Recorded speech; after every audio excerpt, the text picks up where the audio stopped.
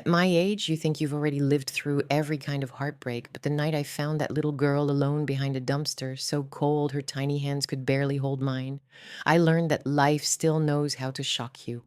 I thought I was simply helping a frightened child, but I had no idea she belonged to a world of power and danger I had no business stepping into.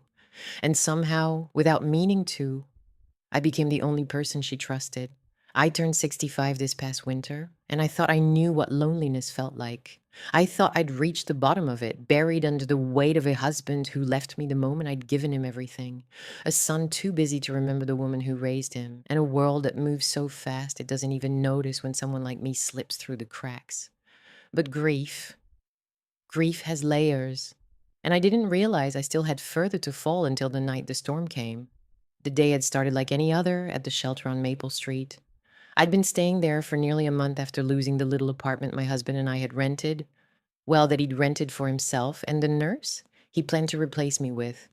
I'd sold my house, my antiques shop, a lifetime of memories, all to save a man who ended up walking away from me the moment he found someone younger. Life has a strange way of teaching lesson you never asked for. That morning, the sky had been gray and heavy, swollen with the kind of clouds that make you feel small.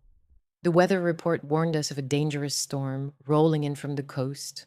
High winds, flooding, lightning, the whole ominous package. The shelter staff urged us to stay indoors that night, but people make plans and God laughs at them. Around 4:30, I realized I'd forgotten to take my blood pressure medication. And with my age realm, well, you can't play games with that. I needed food to take it, and the shelter wouldn't serve dinner for another hour and a half. I had exactly 7.34 left from selling some old jewelry, my emergency money, the last few dollars of the last thing I owned. So I gathered my thin jacket around me and stepped out into the wind. I told myself it was just for a sandwich, just enough food to take a pill, just enough strength to keep going one more day, somewhere between the corner store and the alley behind Ramirez's restaurant. My life changed. The storm came down like God had split open a bucket of the Atlantic. Rain hammered so hard it stung my skin. The wind pushed me sideways. Thunder cracked so loudly it felt like the sky was tearing itself in half. I ducked under a narrow doorway to catch my breath. That's when I heard it. Not the wind, not the rain, not some stray cat looking for shelter. It was the sound no mother or grandmother ever wants to hear. A child crying. I froze. The sound was faint, drowning under the storm, but once you've raised a child, you never forget that sound. Your heart recognizes it before your ears do. I stepped back into the rain and strained my eyes toward the alley beside the restaurant. The dumpsters rattled against the wind, a trash bag rolled like some sad tumbleweed. Then I saw her, a tiny shape curled up behind the farthest dumpster. A little girl, no more than 7 or 8, drenched, shivering so violently it shook her shoulders. Her hair clung in the wet strings to her cheeks. Her clothes were dirty, torn. Too fine to belong to a homeless child, but far too ruined to belong to a cared for one. My heart lodged itself somewhere in my throat. I didn't think, I just moved. "Sweetheart?" I shouted over the storm. "Honey, can you hear me?" Her head snapped up. Her eyes, big brown, terrified, locked onto mine with the desperation of someone drowning. I rushed to her, slipping on wet pavement but catching myself before I fell. I knelt in front of her, ignoring how the rain soaked through my pants in seconds. "My name is Gretchen," I said gently. "I'm just here to help, okay? Are you hurt?" She shook her head, teeth chattering too hard for words. "Come on, sweetheart, let's get you somewhere warm." When I held out my hand, she hesitated.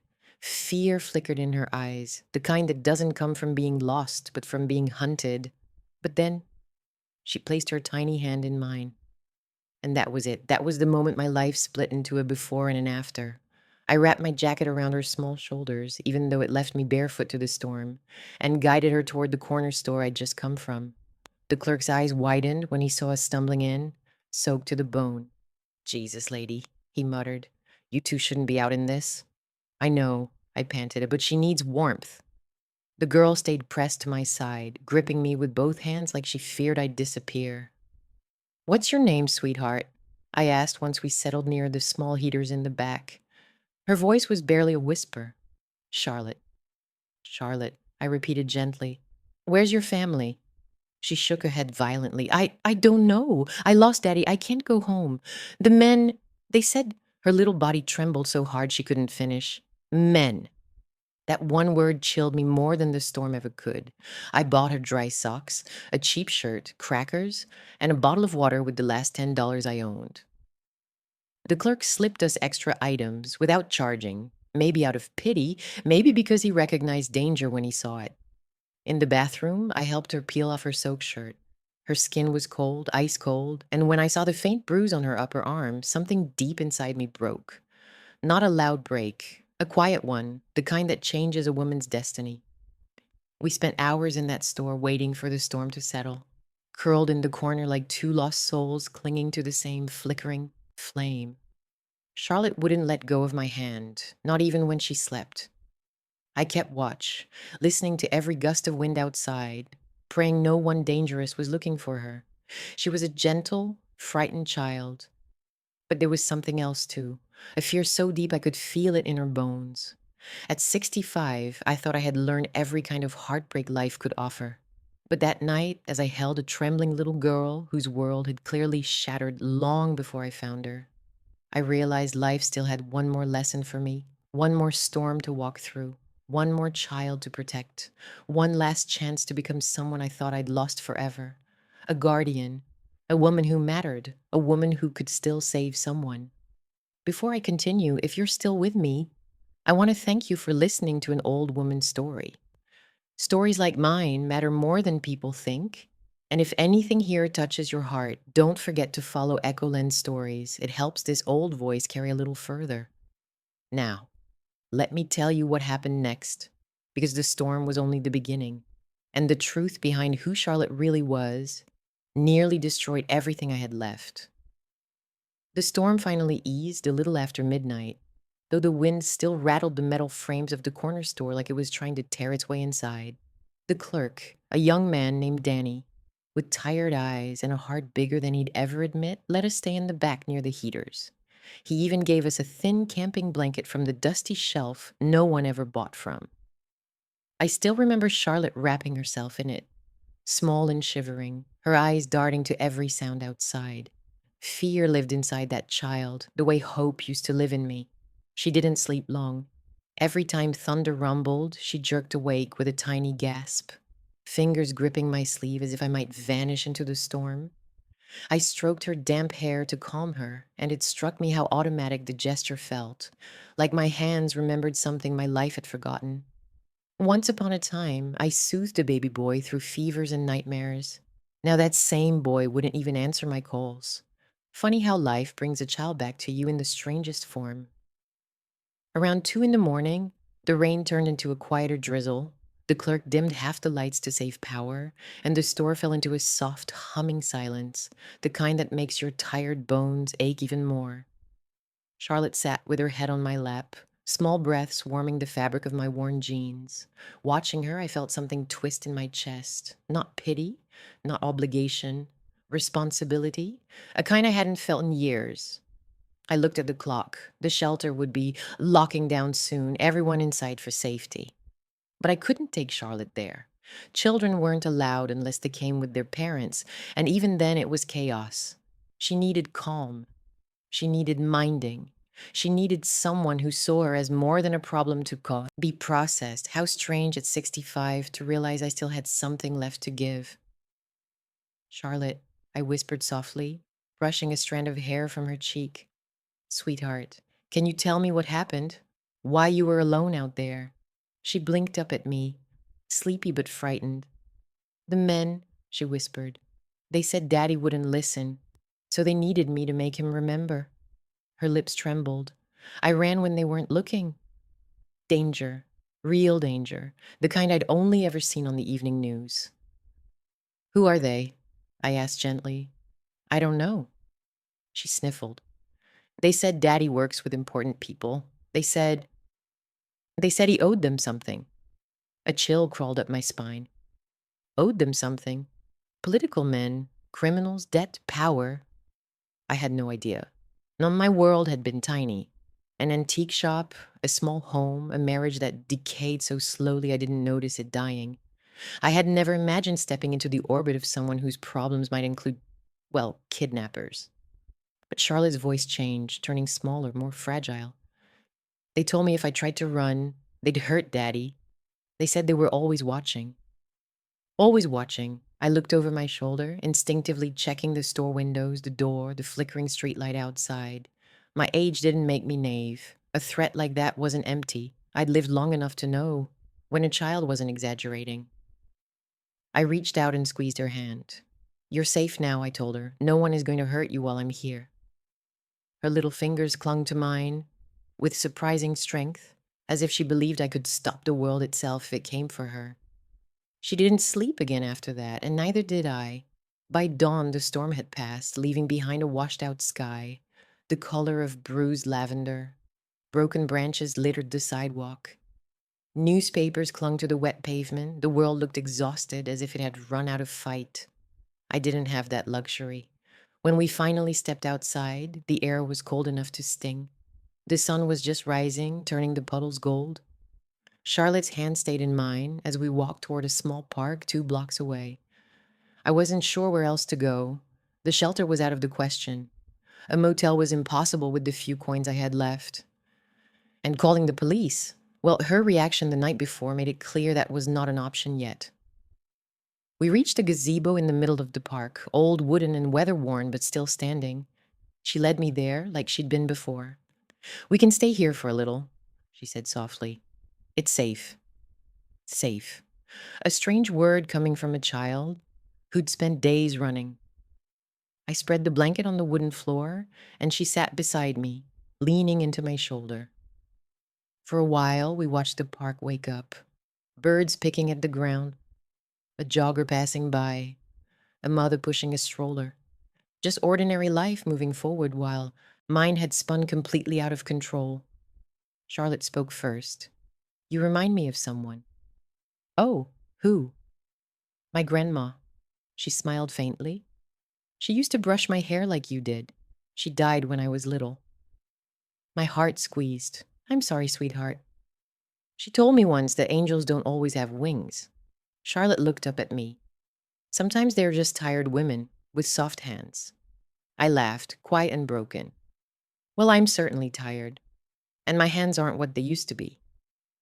"They feel safe." She laid her small hand inside mine again.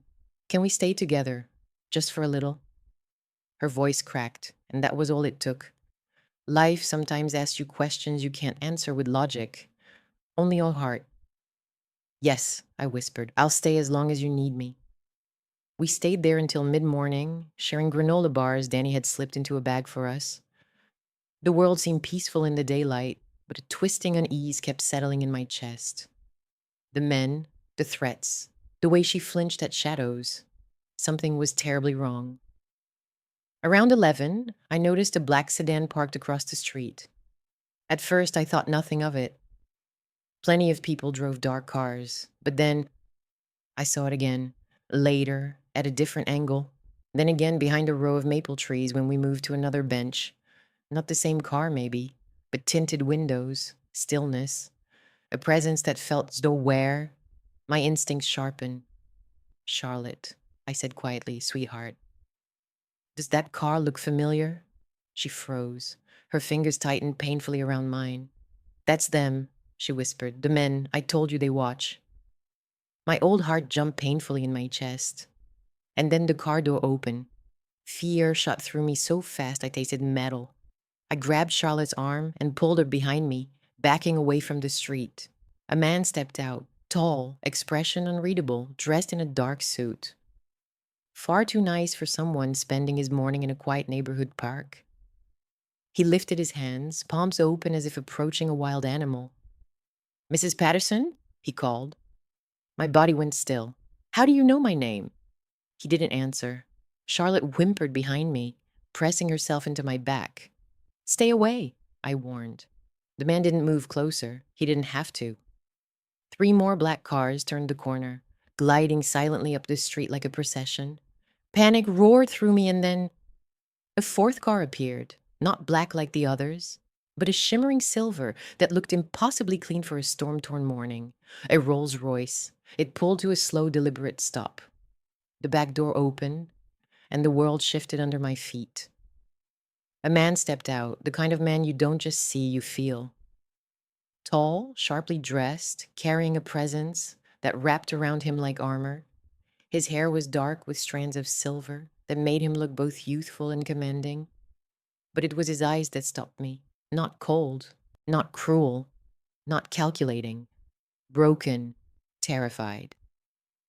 He scanned the park until his gaze landed on the tiny figure hiding behind me. "Charlotte," he breathed. The girl made a sound I will never forget, a strangled sob of relief and longing. "Daddy." She ran to him before I could stop her, and he dropped to his knees, gathering her so tightly I heard her cry into his shoulder. I stood still, heart pounding, not sure whether to flee or fall to the ground. The man held her for a long moment, then lifted his gaze to me. "You," he said softly. "You're the woman who kept my daughter alive." The words struck something deep inside me, because until that moment, I hadn't realized I'd done anything extraordinary. I had simply been a tired old woman trying to protect a frightened child in a storm.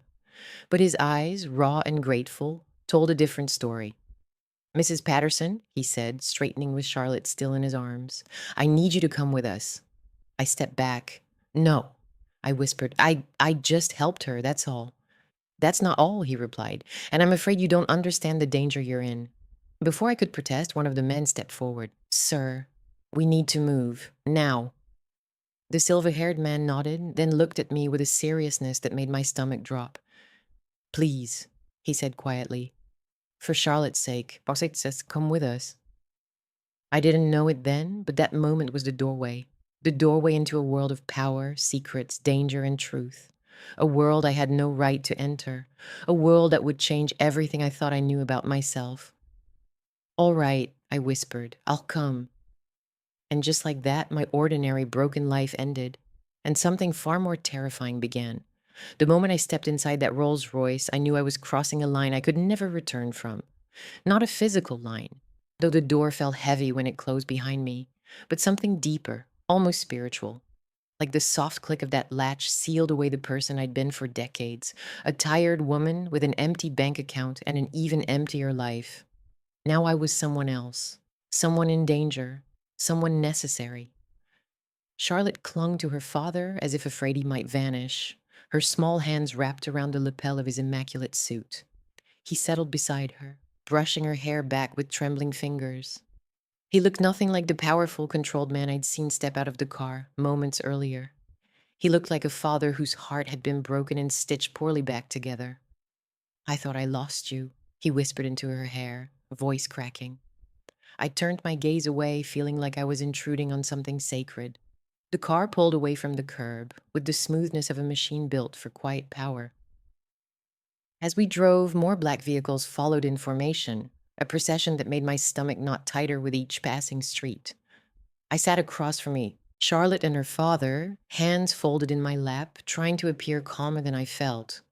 The man finally looked up at me, eyes a storm of relief and worry. "I'm Marcus Wellington." The name meant nothing to me then, just a name. Two simple words spoken by a man whose life was clearly far more complicated than mine had ever been. But the way the men outside obeyed him, the way the world seemed to shift around him, I understood he was someone of terrible importance. "I'm Gretchen," I said softly. "Gretchen Patterson." He nodded, as if committing it to memory. "Charlotte told me what she could, but I need to hear it from you. How did you find her?" "She was behind a dumpster," I said, "in the storm. She was freezing, terrified. I couldn't leave her." "You stayed with her for 3 days," he murmured, studying me with eyes too sharp to belong to an ordinary businessman. "You fed her, protected her. You put yourself at risk." "She's a child," I said simply. "What else would I do?" Something flickered across his face, something like surprise, as if kindness was a currency he'd forgotten existed. Charlotte lifted her head from his shoulder. "She's my angel, Daddy." My heart clenched. I swallowed hard, looking out the tinted window to steady myself. Marcus took a slow breath. "Mrs. Patterson, Gretchen. Gretchen, he corrected. I'm afraid you don't realize how much danger you were in, how much danger you still might be in. I stiffened. The car hummed around us like a cocoon of quiet menace. She told me about the men, I whispered. He nodded. They're part of an organization we've been trying to shut down for years. They want something from me, information I do not have and cannot give. Taking Charlotte was their way of pressuring me. When she escaped, they must have followed her, and then followed you. I shivered at the thought. Why didn't you call the police? He asked gently. I tried, I said, looking at Charlotte, but she was terrified. She thought they'd hurt you if she did. He closed his eyes, anguish rippling through him. They told her that? She wouldn't let me call. She begged me not to. When his eyes opened again, they were darker, harder. They used her fear against her, against me. The way he said it made the air inside the car colder. Then he looked at me again, not with suspicion, but with something closer to gratitude. Heavy, complicated gratitude that made me feel suddenly too small and yet too important. You took care of my daughter, he said quietly. You saved her life. That means something in my world, Gretchen. It means a great deal. I didn't know what to say. The man across from me had the look of someone accustomed to being feared, not thanked. Charlotte reached for my hand across the small table between us. Gretchen, she whispered, are you staying with us today? My heart fluttered painfully. For right now, sweetheart, I'm here.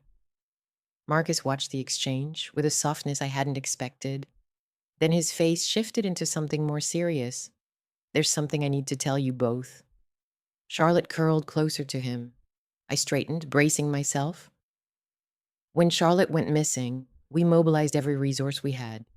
Security teams, federal contacts, private investigators. But we didn't know where she was. The men who took her are very good at disappearing. His throat tightened. For 6 days, I lived every parent's nightmare. Charlotte placed her tiny hand on his cheek. I'm here now, Daddy. He kissed her forehead, then looked at me. The thing is, you weren't invisible, Gretchen. You didn't know it, but you and Charlotte were photographed, watched, followed. I felt my stomach drop. They took pictures of us? Yes, he said gravely. Several. My team intercepted the images the morning. They were being sent to a buyer. A buyer? His jaw clenched. They were preparing to sell information about a mysterious woman aiding Charlotte's escape. They didn't know who you were, but they assumed you mattered. I don't matter, I whispered, his gaze fixed on me, steady, unyielding. You matter now. My breath hitched. You helped my daughter survive, he said. And that makes you part of this, whether you wanted to be or not. I pressed a trembling hand to my chest. But I'm nobody. I'm just a woman who saved my child, he interrupted sharply. And that is everything. Silence flooded the car. I felt the weight of his words settle on me like a coat too heavy for my shoulders. Finally, he spoke again. Quieter now, but even more firm. You cannot go back to your old life. Not yet. It isn't safe. I stared at him in disbelief. I live in a shelter. I don't have anywhere else to go. I know, he said softly. My team briefed me. For a moment, shame burned through me. I wished I could shrink into the leather seat and disappear. But Marcus's voice held none of the judgment I feared. Gretchen, you came from nothing but still gave everything you had to a child who wasn't yours. People don't do that anymore. I looked down at my wrinkled hands. You'd be surprised what a lonely person can still give, I whispered. He swallowed hard, then leaned forward. You're not lonely anymore. The words landed inside me like a stone thrown into still water, ripples spreading in all directions. Before I could find my voice, the car slowed and turned through enormous wrought iron gates that rose at least 12 feet high. Beyond them stretched a long drive lined with lanterns, still flickering from the storm. Charlotte perked up. We're home. Home. The word felt like a distant memory to me. As we approached the estate, the house came into view. An enormous, breathtaking mansion of gray stone and sweeping windows. Not a house, really. More like a sanctuary or a kingdom. The kind of place where history gets written in the shadows of hallways. You live here? I whispered. I work here, Marcus replied. Live is a complicated word in my line of business. The car glided to a stop. Men in suits stood waiting. The front door opened before we even reached it. Marcus stood and lifted Charlotte into his arms. Then he turned to me. Gretchen, before you step out of this car, I need you to understand one thing. I held my breath. You protected my daughter when I couldn't. I will never forget that, and no matter what happens next, you won't walk through this alone. I stared at him, this impossibly powerful man, and for the first time in years, I felt something unexpected rising inside me. Belonging, fear, purpose, all tangled together like roots of a tree that had grown in darkness too long. I took his offered hand, and when my feet touched the marble steps of that mansion, I felt the ground shift beneath me, quietly but irrevocably. I didn't know it then, but the moment those doors opened, I stepped into a life far more dangerous and far more meaningful than anything I'd ever imagined. I had saved Charlotte. Now the question was, who was going to save me? For the first time in my life, I stepped into a world built for people who never had to worry about rent, medicine, or the cost of a simple warm meal. The entry hall of the Wellington estate was larger than the entire shelter I'd been staying in. Marble floors polished to a quiet shine, soft gold lighting that warmed the stone, and a staircase that curved like something out of an old Hollywood film. I felt out of place the moment my foot crossed the threshold. Not unwelcome, just out of place, like a ghost wandering into someone else's life. Charlotte stayed in her father's arms as he gave orders to the team waiting inside. His voice shifted into a tone I'd heard only once before, from a surgeon telling me my mother wouldn't survive the night. Controlled, focused, heavy with responsibility. Secure the perimeter, full lockdown protocol, and I want confirmation every 15 minutes until we have the remaining suspects in custody. Men responded with a crisp yes, sir, before disappearing like well-trained shadows. I stood near the door, too afraid to move deeper into the room, too overwhelmed to pretend I belonged there. Marcus finally turned back to me. Gretchen, he said gently, come inside. You're safe here. Safe. It had been so long since anyone said that to me. I took another few steps, clutching my hands together to keep them from shaking.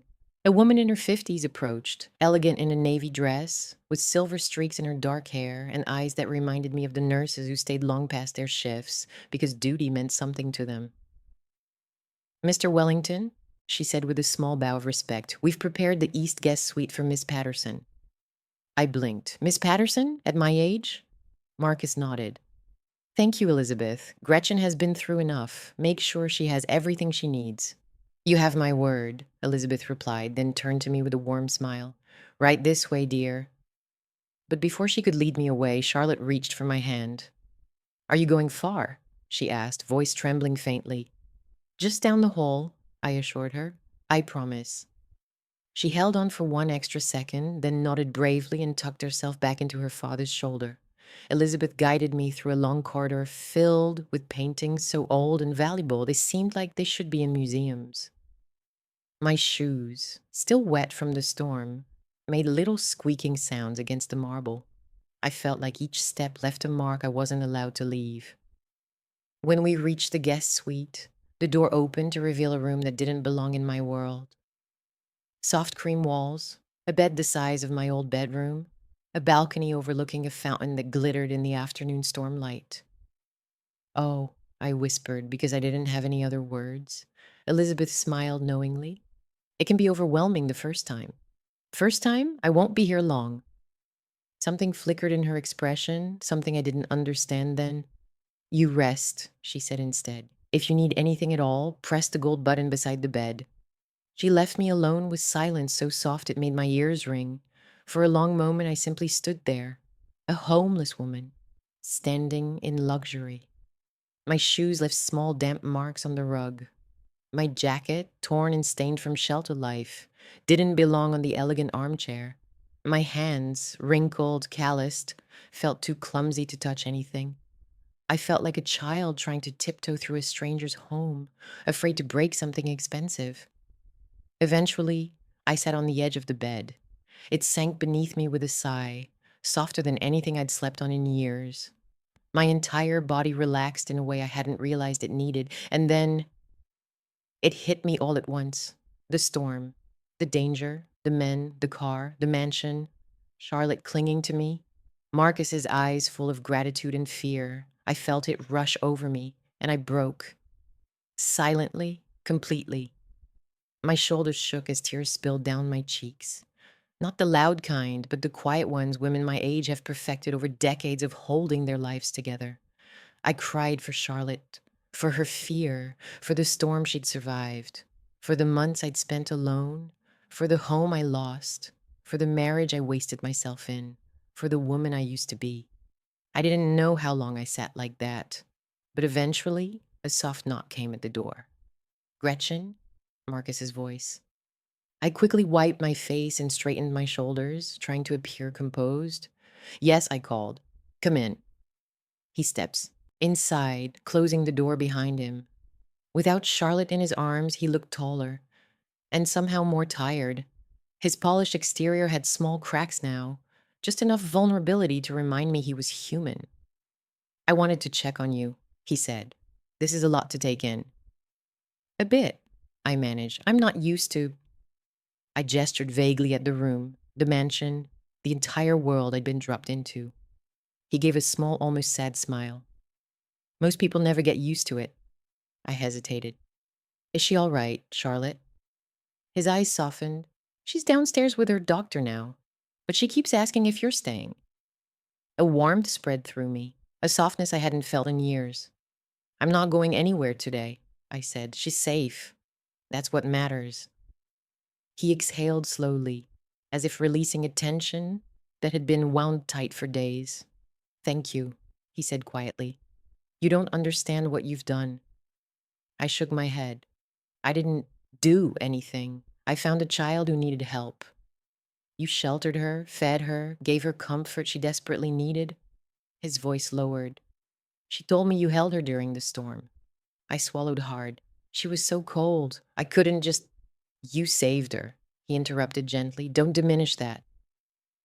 Silence drifted between us, filled with unspoken things.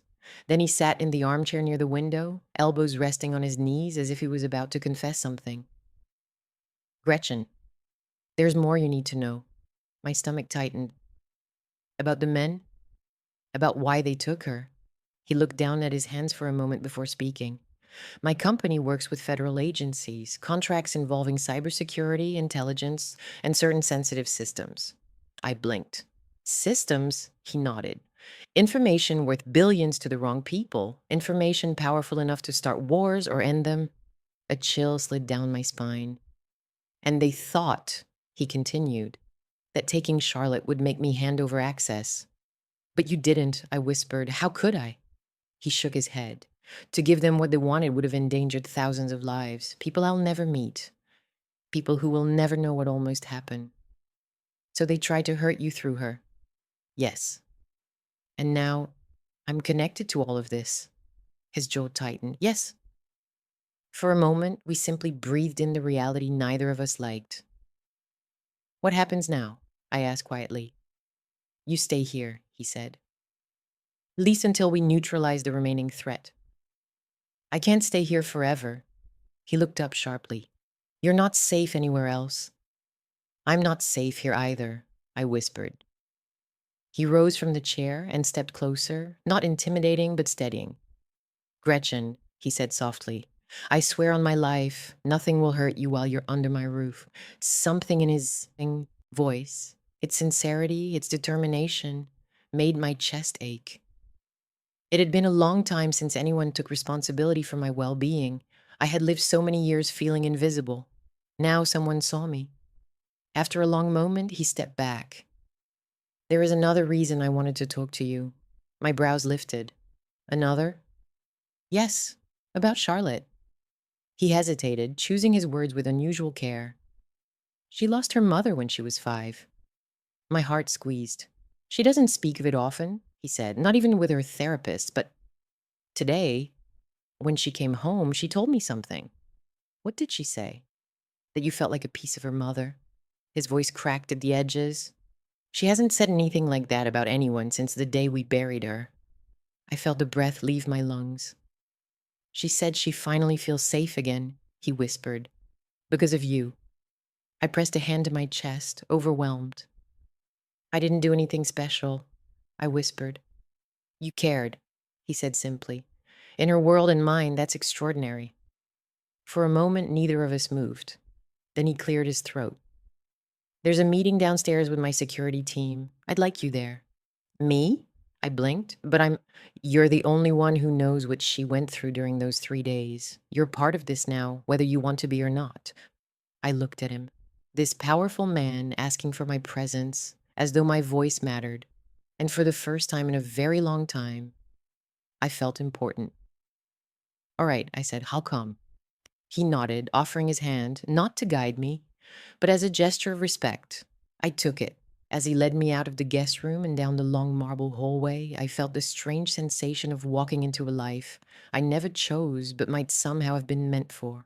I was no longer homeless, no longer invisible, no longer just an old woman with a broken past. I was part of something bigger, something dangerous and human and heavy with meaning. And deep down, I feared, and maybe hoped, that nothing about my life would ever be the same again. Marcus didn't rush me as we walked through the long corridor toward a room I would have never dared step into on my own. His stride was steady, purposeful, but not impatient. He adjusted it slightly so I could keep up comfortably, something no one had done for me in years.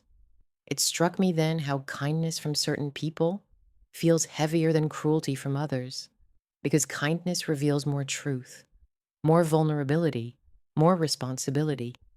As we reached a set of double wooden doors carved with symbols I didn't recognize, Marcus paused. I need you to prepare yourself, he said. For what? He exhaled, running a hand through his hair. My world isn't gentle, Gretchen. It isn't fair. And sometimes it isn't forgiving. I swallowed. Neither has mine been. A faint smile tugged at his mouth, one of acknowledgement, maybe even respect. He pushed open the doors. Inside was a room that looked like the command center of a major operation. Large screens on the walls, maps with glowing markers, desks scattered with files, and half a dozen men and women in suits or tactical gear, all stopping mid-task the moment Marcus entered. Their eyes flicked to me, some curious, some surprised, some borderline suspicious, but none dismissive, not with Marcus beside me. He walked forward, keeping me gently at his side as a man with graying hair approached. A familiar face from earlier that morning. Agent Richards, Marcus said, Sir. The man nodded respectfully, then turned to me. Mrs. Patterson, it's good to see you someplace safe. I nodded back, unsure what to do with my hands. Good to see you, too. He smiled kindly, but his eyes were sharp. Everything in this room felt sharp, focused, built for crisis. Marcus gestured toward a long table in the center of the room. Let's begin. We all sat, though I hesitate to say sat because everyone but me perched on their chairs like spring-loaded devices ready to leap into action. Marcus rested his hands on the table, steady and firm. For the first time since this began, Charlotte is safe, he said. And we owe that to Gretchen. It felt strange hearing my name in that space, a room full of important people speaking about national-level danger. I lowered my eyes, feeling my cheeks warm. But the threat is not over, Marcus continued. Agent Richards? The older man nodded and tapped a tablet. One of the wall screens flickered to life, revealing photos, grainy, zoomed in, clearly taken from a distance. My pulse stilled. There I was, walking with Charlotte outside the convenience store, holding her hand in the park, carrying her blanket across the street, sitting beside her in the gazebo. All of them taken before Marcus arrived. A blurred shadow in a car window behind us, a figure across the street watching, a pair of boots behind a dumpster. My breath caught painfully. These were sent to a private buyer early this morning, Richard said gravely, part of a package titled The Woman Helping the Wellington Asset. Asset. The word made me flinch. I'm sorry, he added. It's the term the kidnappers used for Charlotte. They were trying to identify you. Identify me? My voice came out small. Why? Marcus answered. It's because they thought you were part of something bigger. They assumed no random stranger would help her without knowing who she was. But I didn't know, I whispered. I had no idea who she was. Yes, Marcus said gently. We know that, but the people hunting her did not. They assumed you were connected to me, or worse, that you had access to her. Access to a child they wanted to use as leverage. My stomach twisted. Agent Richards cleared his throat. We intercepted the transmission before it reached its buyer, but someone paid to have you tracked. Someone was watching you even after we picked up Charlotte. What does that mean? I asked. It means, Richards said, leaving this estate isn't an option. Not yet. Silence. Thick, heavy, alive. I pressed my palm to the table to ground myself. So I'm trapped here. Protected, Marcus corrected softly. Protected is just a prettier word for trapped. His eyebrows lifted slightly, not offended, not angry, but understanding in a way that made something inside me ache. He leaned forward. Gretchen, you're here because my daughter trusts you, because she clings to you, because she slept for the first time in 6 days with your hand in hers. But more importantly, you're here because someone dangerous has taken an interest in you. A chill ran through me. Someone dangerous, I echoed. Yes, Richard said firmly. Someone who doesn't stop until they get what they want. I stared at the photos again.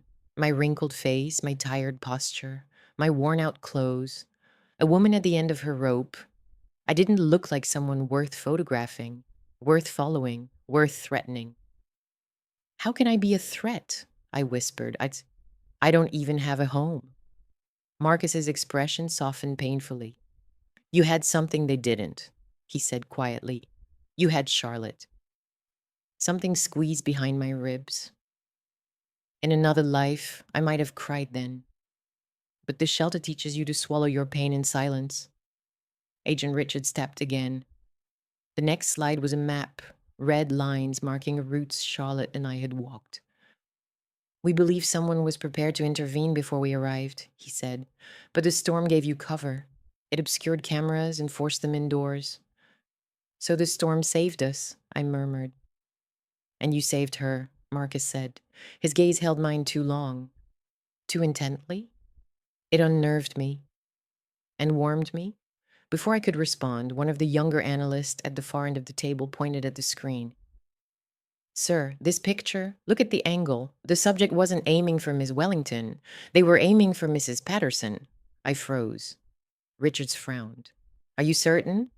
Yes, sir. The young man zoomed in.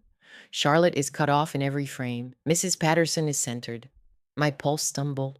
They were focused, he continued, on her. The room felt colder. My blood felt thicker. Marcus turned toward me slowly. Gretchen, he said, voice low, why would someone want a picture of you? I don't know. He studied me for a long, silent moment. Think, he urged softly. Anyone from your past? Anyone who might use you to get to me? Anyone who knew you had a connection to Charlotte? I shook my head. No, I barely knew who you were. My life, it's small. Too small for something like this. But then a thought whispered through my mind. Unless someone followed me from before, unless someone wanted something long before Charlotte ever appeared, I felt dizzy. Could Damon have... No. Even at his worst, he wouldn't. He didn't have the power, or the brain, or the muscle. Robert, impossible. Too absorbed in his own life. My old business partners, ridiculous.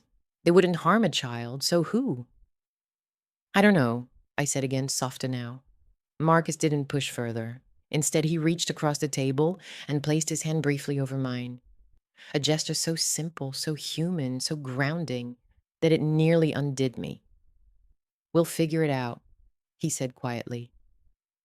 It wasn't a promise made out of obligation. It was a vow spoken by a man who had something to lose. A man who had almost lost everything. The meeting continued, but the words drifted past me like distant waves. Security perimeters, surveillance teams, operative movements, government coordination. I sat among them, a 65-year-old woman with nothing but a battered heart and a stubborn will, listening to decisions that shaped the fate of a powerful family and somehow my own. When the meeting adjourned, the tension lifted just enough for breath to return to my lungs. As everyone dispersed, Marcus walked with me toward the hallway. "I know this is overwhelming," he said, "and I'm asking more of you than I have any right to. But Charlotte won't rest until she knows you're close." I smiled faintly. "She reminds me of my son when he was small. He used to follow me from room to room, never wanted me out of sight." Marcus looked down.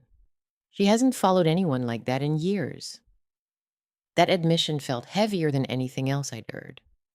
Before I could respond, Charlotte's footsteps came pattering down the hall. "Gretchen," she cried, running and nearly colliding with my legs.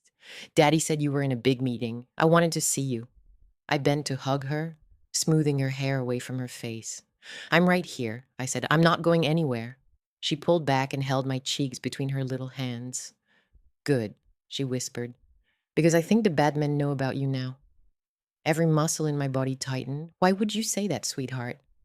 "Because," she lowered her voice, eyes flicking to the windows, "I heard them when they were talking in the place they kept me. They weren't just angry at Daddy. They were angry at someone else too, someone they said he cared about." Marcus stiffened beside me. Someone he cared about. My stomach twisted. Charlotte wrapped her arms around me again as if shielding me from something I couldn't yet see. "I don't want them to hurt you," she whispered. "You're mine now." Mine. The word settled in my bones. And as Marcus watched us, his expression torn between fear and something far more personal, I realized two terrifying truths at once. The danger was nowhere near over. And for a reason I didn't understand yet, I mattered to these people in a way that could either save me or destroy me. If you had told me at 65 that a child would cling to me as if I were the last safe place in the world, I would have laughed or cried, maybe both. But that afternoon, as Charlotte held my waist like a shipwrecked sailor clutching driftwood, I realized something terrifying and beautiful at once. She didn't just want me near, she had decided I was hers. Marcus walked us back through the corridor in silence, one hand in his pocket, the other resting lightly on Charlotte's shoulder. The men from the command room parted as we passed, their eyes softer now, less suspicious. It's funny how quickly people adjust when they see who a child runs to. We reached the sitting room near the east wing, somewhere between a library and a sunroom, with tall windows and deep chairs that looked like they remembered better centuries. Marcus nodded toward the sofa. "Sit," he said, "both of you." Charlotte climbed up beside me and tucked herself under my arm like she'd done it 1,000 times. I could feel her heartbeat, still too fast from the earlier tension. Marcus remained standing. "Agent Richards will tighten external security," he said. "But inside this house, the risk is simpler." "Simple?" I repeated. "Having people out there who want leverage isn't simple." "It is," he said quietly, "because it leaves us with only two choices." I waited. "You disappear completely into a new life somewhere far from here," he said, "with a new identity, under formal protection. Or you stay here, where every wall, every door, every name on the payroll exists to keep my daughter and anyone attached to her safe." Charlotte's fingers tightened around mine. "You can't send her away," she whispered. "You promised." "I didn't say I would," he replied. "I said those are the choices. I'm not the only one who gets a say." He turned to me. "I will not lie to you, Gretchen," he continued. "If you stay here, your life as it was is over. The shelter, the old city, the people who abandoned you, all of it, you don't get to go back and forth. You would be ours to protect, ours to hide if necessary, ours to guard."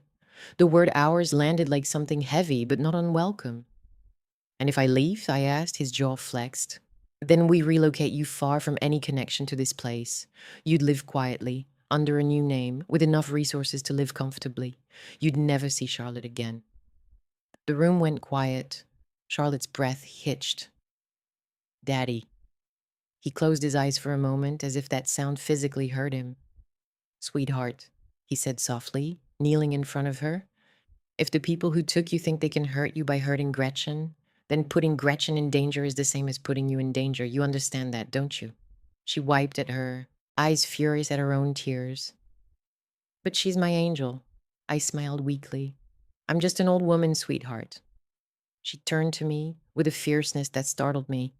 You found me. You didn't walk past. You kept me warm. You didn't leave, even when you could have.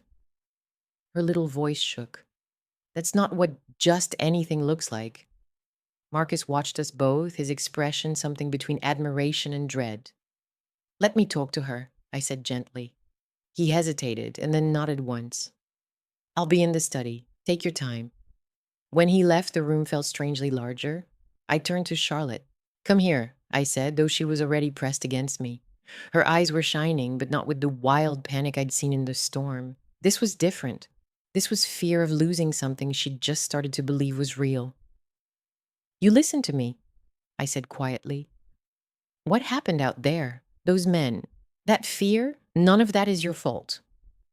I know, she said, but I could hear she didn't. And what's happening now? I continued.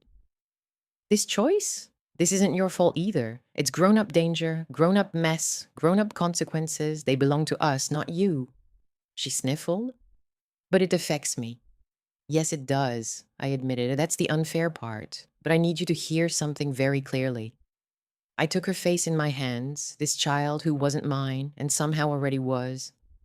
I will never leave you because I'm tired, I said, or because someone else looks shinier, or because you got older and less convenient. Do you understand? If I go, it will be because staying puts you in more danger, not less. Her lower lip trembled.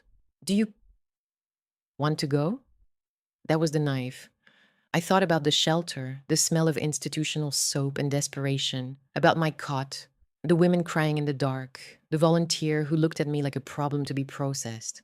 Then I thought about this child, this impossible house, this man who'd looked me in the eye and called me important, a man who had the power to move governments and had used it to bring a homeless stranger under his roof.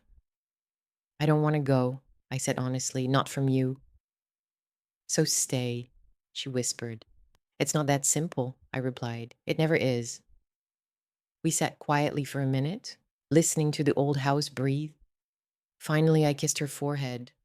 I'm going to talk to your father. You stay with Elizabeth, understood? She nodded, wiping her face with the back of her hand like a soldier composing herself. Gretchen? Yes, baby. I'm not scared when you're here.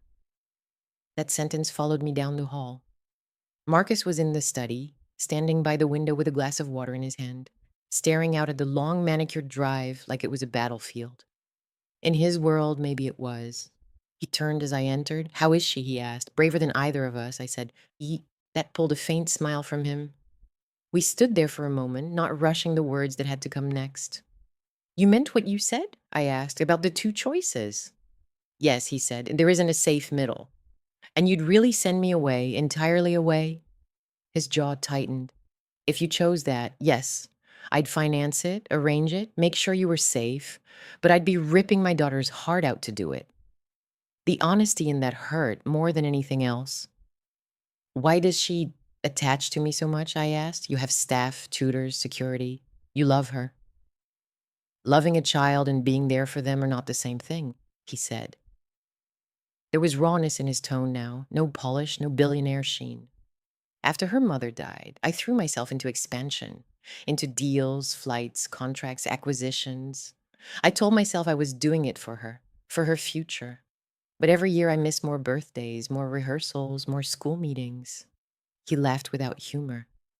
And then she was taken, and I realized I'd built an empire and neglected the only territory that mattered. He looked at me, and the weight of all his failures sat between us. You saved her, he said, not just from the men who took her, from the loneliness I built around her without even noticing. I cleared my throat. You're giving me too much credit, Marcus. I was just there. A lot of people are just there and walk past, he replied. You didn't. He set the glass down. Which is why I want you here, he said, not as a guest, not as a charity case, as something permanent. The word hummed in the air. Permanent, I repeated. I want to offer you a position, he said, his tone shifting into something businesslike, but his eyes stubbornly trying to read my face.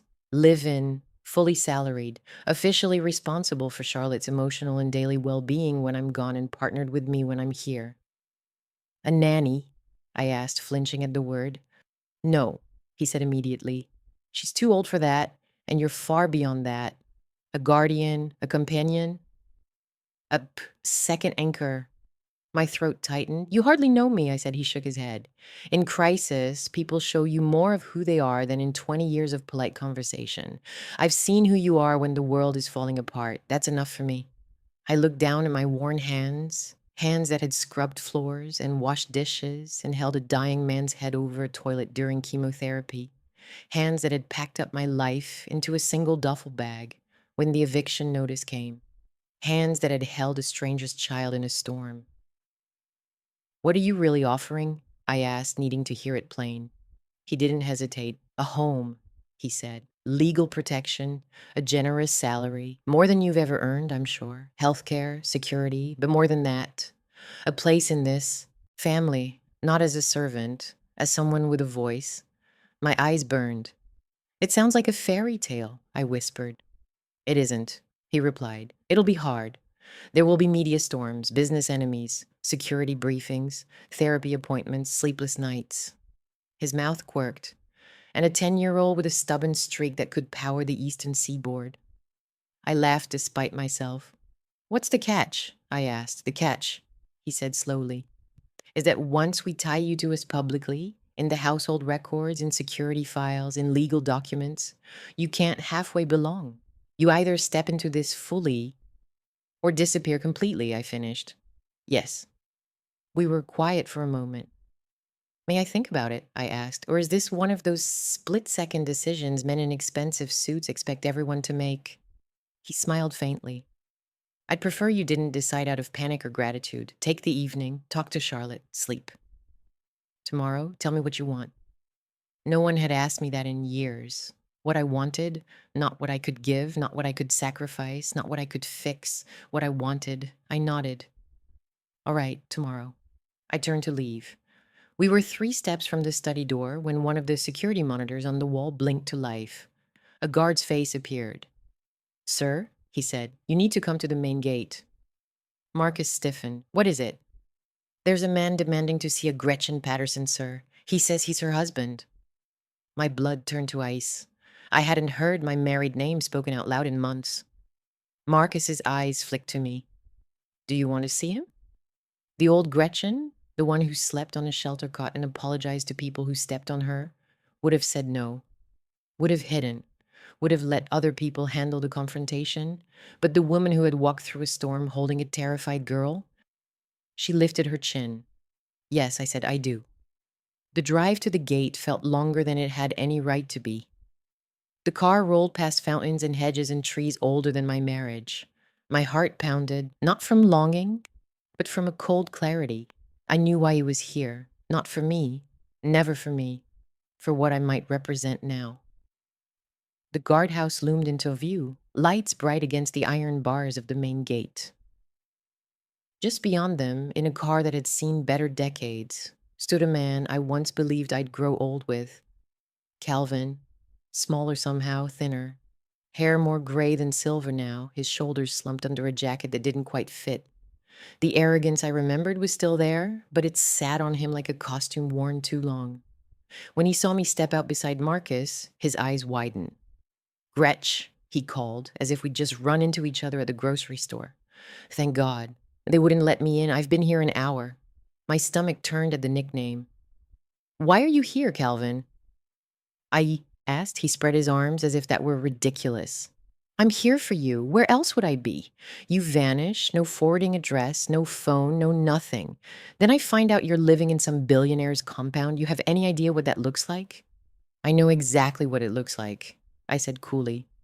A woman who was left with nothing, taking the first safe place that was offered.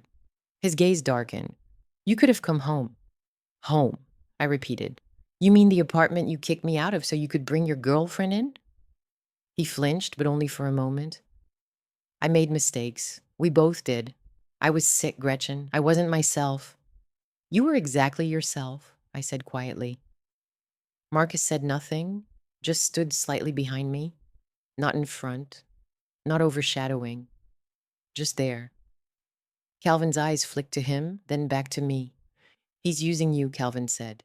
Men like him always do. You think he's some savior? You're naive, Gretch. You always have been. And you haven't changed, I replied. You're not here to apologize. You're here because you lost your safety net. For a second, his mask slipped. How much did he give you? He asked. Be honest. We can work something out. I know people. We can make your situation mutually beneficial. I went cold all over. No people, I repeated. What people? He shrugged too fast. Contacts, consultants, guys who help track missing assets, missing. He stopped himself, but it was too late. Marcus stepped forward, and a voice suddenly like a closed door. What did you do, Calvin? He asked quietly. Calvin glanced at him, then back at me, calculating. It's none of your business, he muttered. My world narrowed to a single point. Did you sell my information? I asked. Did you give my name, my location, my habits to someone else? For money? He didn't answer. He didn't have to. I felt something inside me go very, very still. For years, I had blamed myself for every bad thing that happened, for not earning enough, for not being pretty enough, for not being exciting enough, for not being enough, period. But in that moment, standing at a gate to a world I never imagined, looking at the man who had broken me in slow motion over 4 decades, I saw something brutally simple.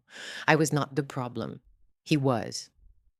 Let him go, I said to Marcus without looking away from Calvin. He's not worth your time. Calvin laughed weakly. You think you're better than me because you're standing on that side of the gate? You're still the woman who slept in a shelter. Don't forget that.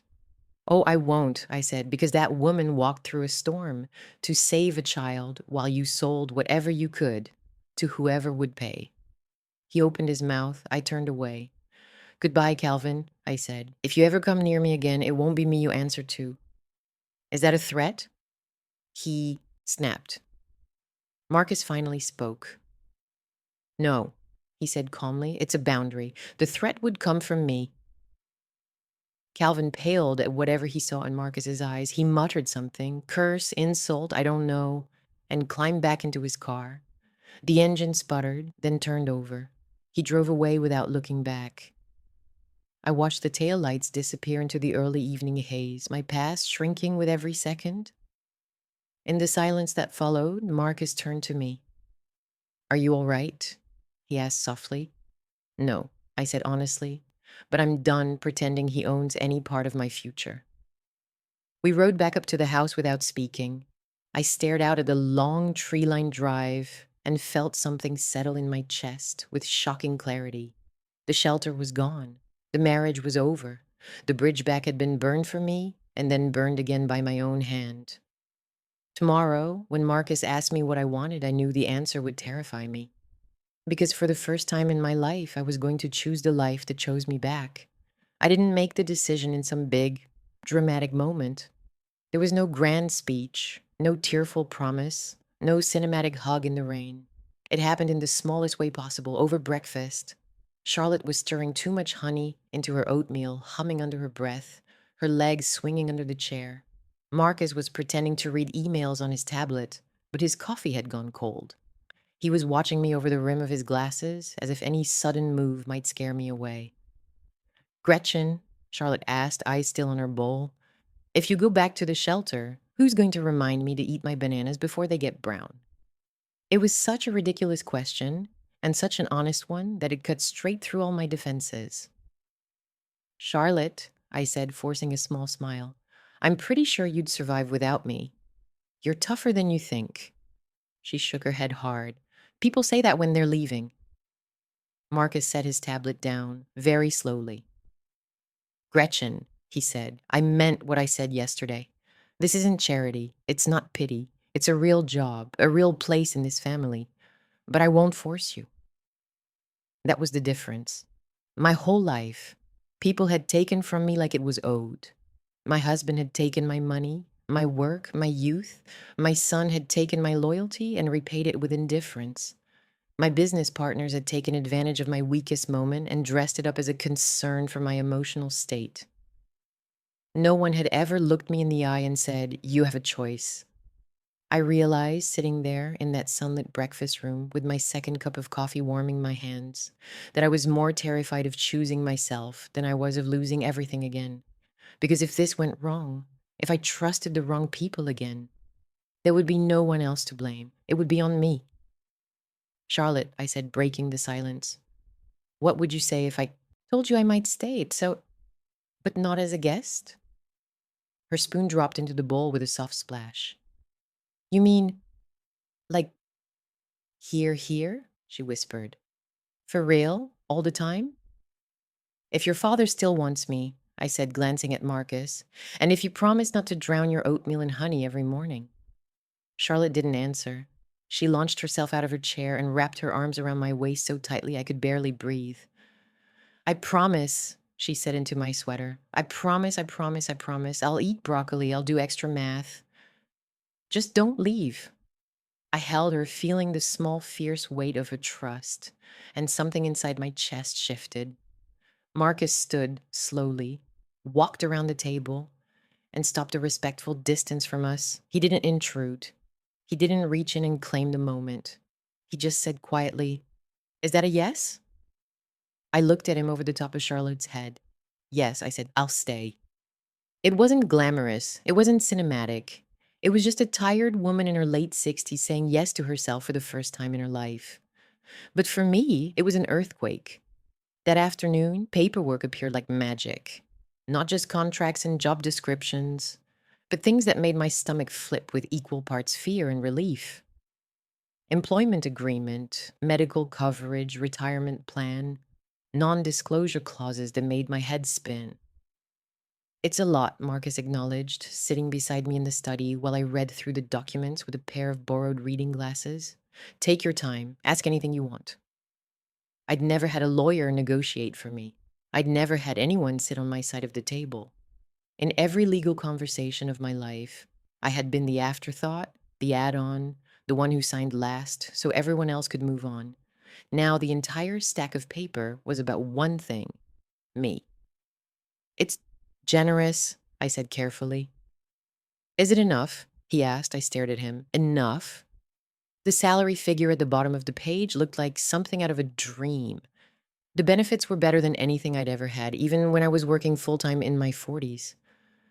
The housing arrangement alone could have made me cry. My own suite, my own privacy, and the security of knowing I'd never be put out on the street because someone got bored. "You could pay me half of this, and I'd still say yes," I admitted. "Then we'll keep it as it is," he replied simply. "It reflects your value to my family, not just the minimum I can get away with paying."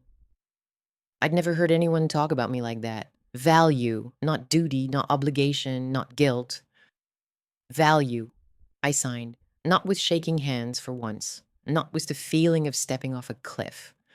My signature flowed smoothly across the line, as if my body knew what my mind hadn't yet caught up to. This was right. The first week as staff was strange. I wasn't quite family, not quite employee, stuck in some soft, undefined space in between. The house staff were efficient and respectful, but I could see the questions in their eyes. Who is she? Why her? Why this woman, plucked from a shelter with no recommendation from an agency, no long resume, managing wealthy households? On the third day, Elizabeth cornered me near the linen closet. "You're making half the girls nervous, you know," she said without malice. "They can't tell if they should call you Mrs. Patterson or Miss Gretchen or ma'am." I laughed, surprised by how natural it sounded. "I don't know what to call myself half the time," I admitted. She gave me a long, measuring look. "You're the first person I've seen that child cling to since her mother died," she said. "That's worth more in this house than all the silver and marble. Titles will catch up." The staff adjusted faster than I did. By the end of the week, the housekeeper was asking my opinion on new curtains for Charlotte's room. The chef was checking with me about snacks for her after writing lessons. Security was looping me into the daily briefings about school runs and visitor screenings. Agent Richard sat me down one afternoon with a tablet full of diagrams and photos. "We're upgrading protocols," he explained. "Given what happened with the attempted kidnapping, Mr. Wellington wants you fully aware of exits, safe rooms, and emergency codes." "Safe rooms," I repeated slowly. Emergency codes. Yes, ma'am. Until every member of that crew is accounted for, we operate under the assumption that someone might try again.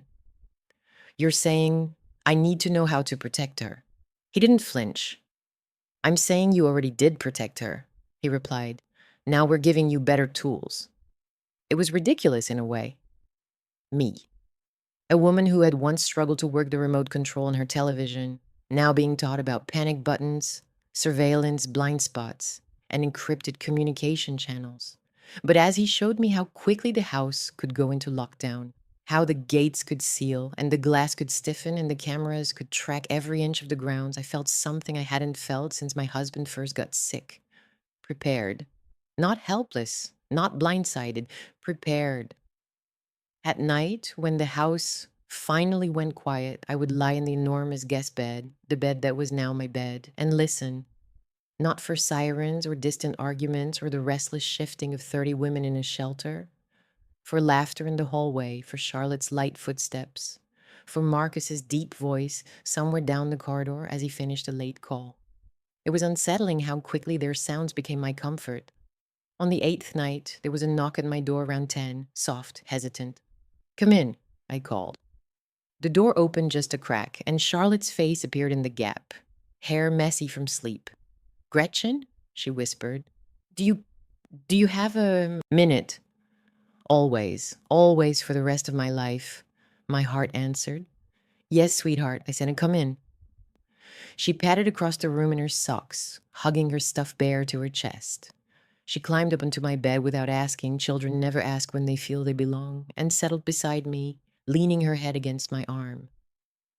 Bad dream, I guessed. She shook her head. Kind of, she said. Not the usual kind, not the warehouse, not the men. My chest tightened. We'd had enough therapy sessions together to know that the men meant more than just kidnappers. It meant fear, betrayal, feeling expendable. What was it about? I asked. She paused, searching for words. You were leaving, she said finally. Not like before, not back to the shelter. Just disappearing, like you never existed, like you were a dream. I swallowed. Dreams don't sign contracts, sweetheart, I said gently. Dreams don't attend boring security briefings or argue with you about bedtimes. I'm very real, and I'm not going anywhere unless you push me out yourself. I'd never do that, she said fiercely. I believe you, I replied. And I need you to believe me when I say this. I'm here. Not until it gets hard. Not until it's inconvenient. I'm here. She was quiet for a long moment, then very softly, like a mom. It would have been easy to correct her, to say, no, I'm not your mother. I'm something else. To defer, to shrink back, to avoid stepping into a space that belonged to a woman I'd never met. But the truth was simple. For weeks now, I'd been mothering her in every way that mattered. Like a mom, I said. Yes. She sighed, the tension draining out of her small body. Within minutes, she was asleep, her hand still wrapped around my wrist. I lay awake, staring at the ceiling, feeling the weight of her trust and the quiet roar of a decision that had already been made deep inside me. Whatever else happened from here on out, I would not fail this child. The acceptance didn't come all at once. It came in layers, in the way Marcus began leaving files on the edge of his desk with small yellow notes that read, "What do you think?"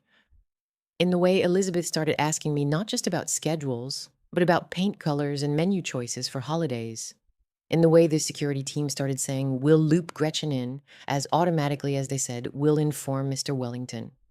In the way Charlotte would unconsciously reach for my hand, in every doorway, every parking lot, every crowded room. Weeks blurred into months. I learned the names of every gardener on the estate. I knew which tutor would let Charlotte talk circles around an assignment and which one needed a firm reminder that she was a child, not a college applicant.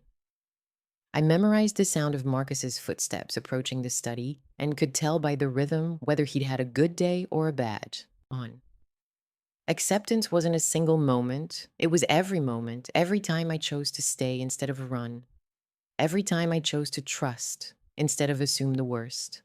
Every time I looked at this life, this improbable, unearned, miraculous second chance, and allowed myself to admit that I hadn't just stumbled into it by accident. I had earned this, not with perfection, not with endless sacrifice. With one simple act, I had been myself when it would have been easier to turn away. On a rainy Tuesday, about 3 months after I signed the papers, I stood in the kitchen watching the storm through the big window above the sink.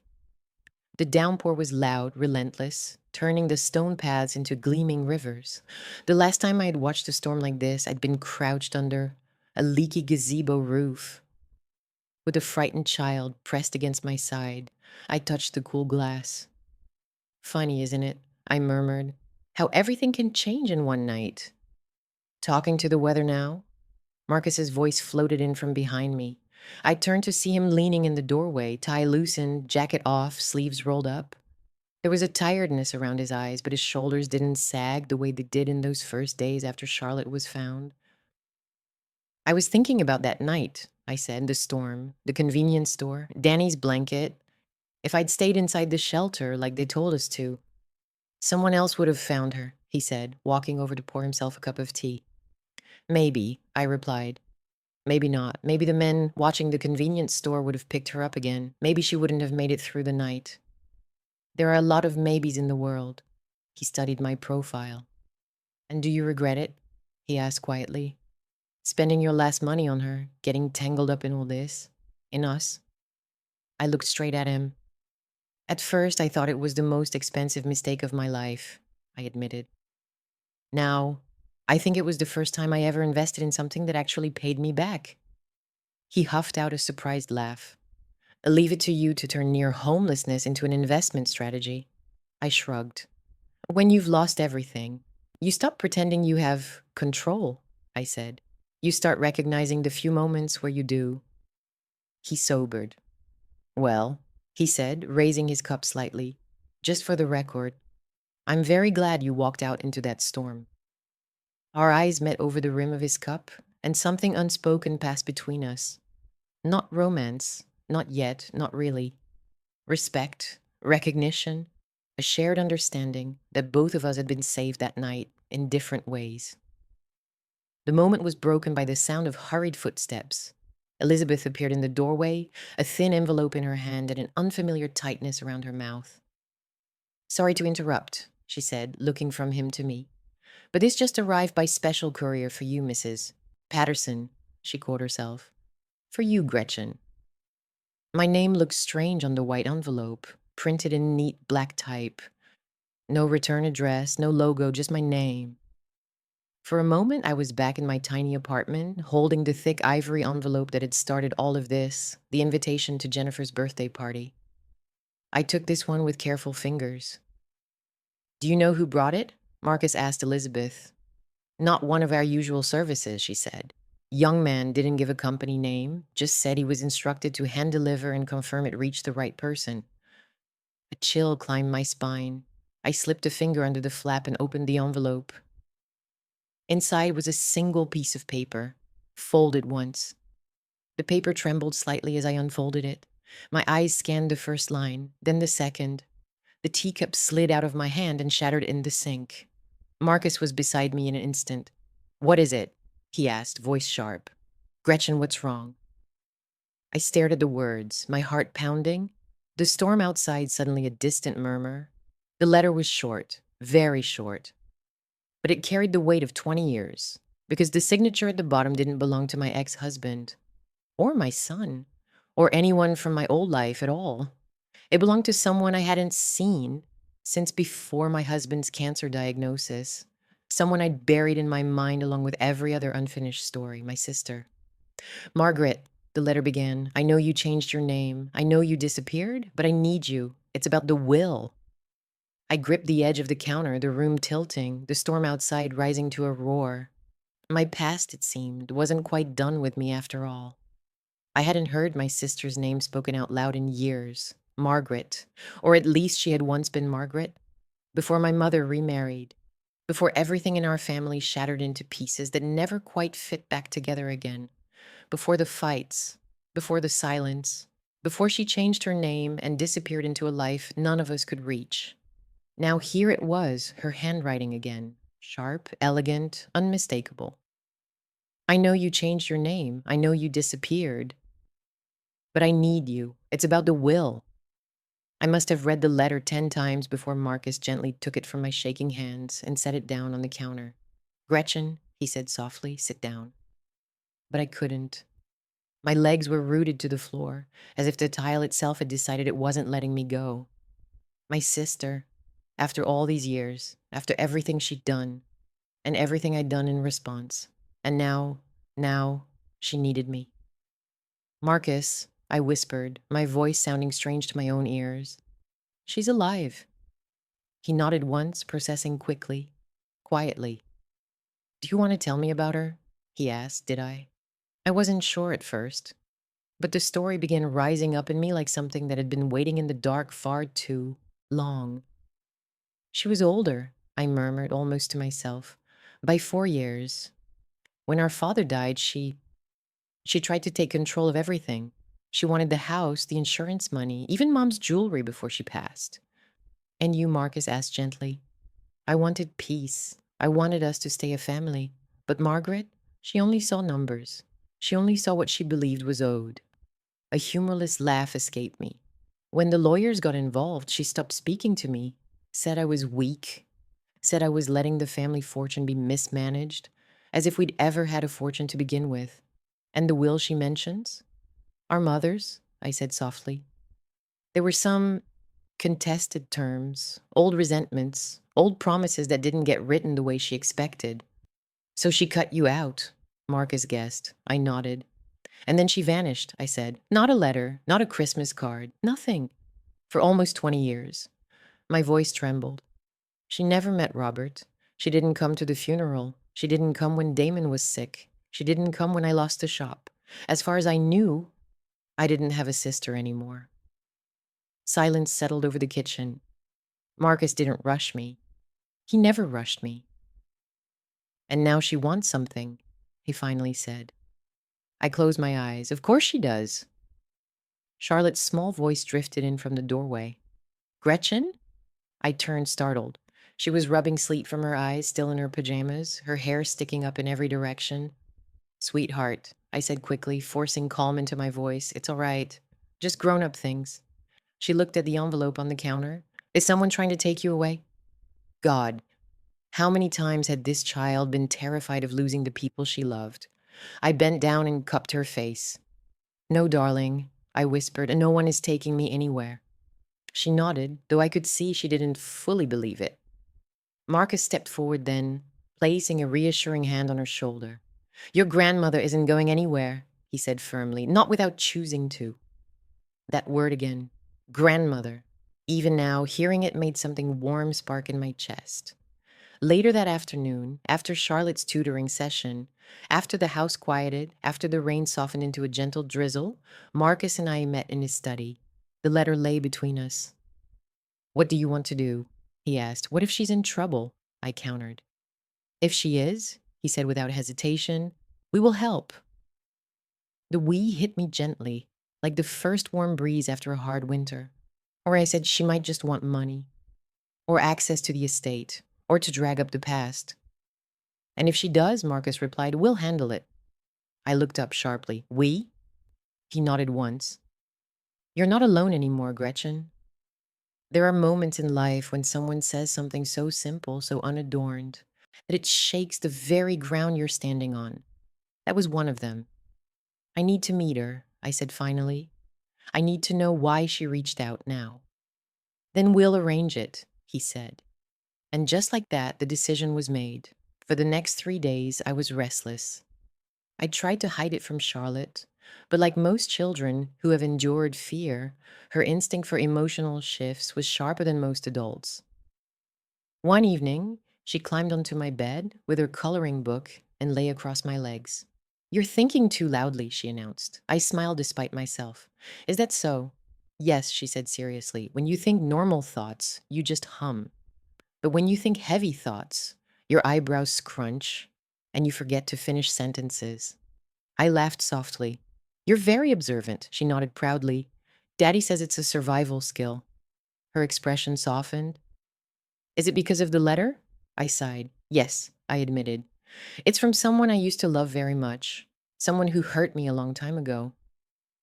"Do you still love her?" Children have no fear of hard questions. I don't know, I said honestly, but I think I want to find out. She placed her tiny hand over mine. I'll go with you, she declared, in case she's scary. My chest tightened. Oh, sweetheart, I said, kissing the top of her head. Some things I have to face alone. She seemed to think about this carefully. But you'll come back home after, right? Home. I didn't even have to think about it. I will, I said. I promise. Marcus arranged it privately. A small, quiet cafe 30 minutes outside the city. Security nearby, but not in the room. A table by the window. I arrived early. Margaret arrived late. When she walked in, I didn't recognize her at first. Her once dark hair was now a stark white, pulled back in a low, severe bun. Her posture, once proud and sharp, was slightly bent. Her eyes, however, were unmistakable. My sister always had eyes like winter. You came, she said flatly. I did. She sat. No hug, no handshake, not even a polite smile. Some things never change. I'll get straight to it, she said. Mother's will was mishandled. I took a slow breath. After 20 years, I said carefully, that's why you wrote to me? She huffed. You always were sentimental. And you always were cold. A flicker, maybe pain, maybe anger crossed her features. Mother left more than we believed, she said. There were accounts none of us knew about, investments, property, all under trust that matured recently. And what does that have to do with me? She hesitated, and for the first time in a long time, I saw something break through her rigid composure. Fear. It names both of us, she whispered. Joint beneficiaries. We must sign together, otherwise nothing can be released. I leaned back. So you need my signature? Yes. And after that, I said softly, what happens? Do you vanish for another 20 years? She looked down at her hands. I don't know. Silence. A long-waited silence stretched between us. Finally, I said, do you want a relationship, Margaret, or do you just want the money? She didn't answer, and that was answer enough. I stood. I'll review the documents with my legal team. If everything's legitimate, I'll sign. But not for you, for closure. She blinked. My legal team? She echoed, almost mocking. Since when do you have a legal team? Since I stopped being someone people could walk over. She stared, really stared. You've changed, she said quietly. Yes, I replied. I have. As I walked toward the door, she called my name. Gretchen? I turned. Are you happy? The question hit me harder than anything else she'd said. Was I?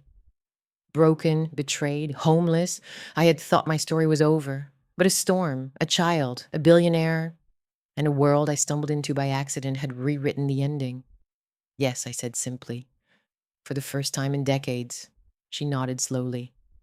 I'm glad, she murmured, even if I'm not part of it.